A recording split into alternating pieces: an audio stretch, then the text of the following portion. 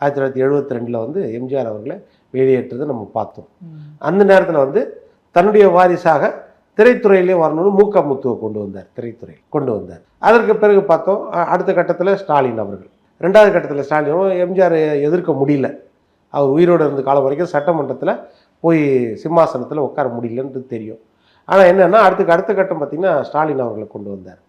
அப்போது ஸ்டாலின் அவர்கள் வர வேண்டியது என்பதற்காக தன்னுடைய தளபதியாக இருந்த வைகோவை வெளியேற்றார். 94 வைகோவை வெளியேற்றார்.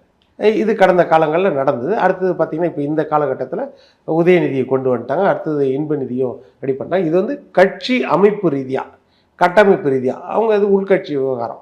நம்ம விமர்சிக்கலாம், ஆனால் அந்த கட்சி வந்து ஏற்றுக்குது, அவ்வளோதான். நம்ம வெளியே இருந்து விமர்சிக்கலாம். இது ஒரு பக்கம்.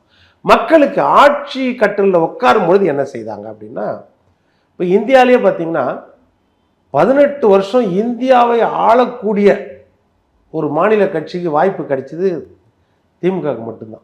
வேறு எந்த கட்சிக்கும் கிடைக்கல. தேவகவுடா பிரதமராகவே இருந்தார், குறுகிய காலம்தான். ஐக்கிய குஜராத் பிரதமராகவே இருந்தார், குறுகிய காலம்தான்.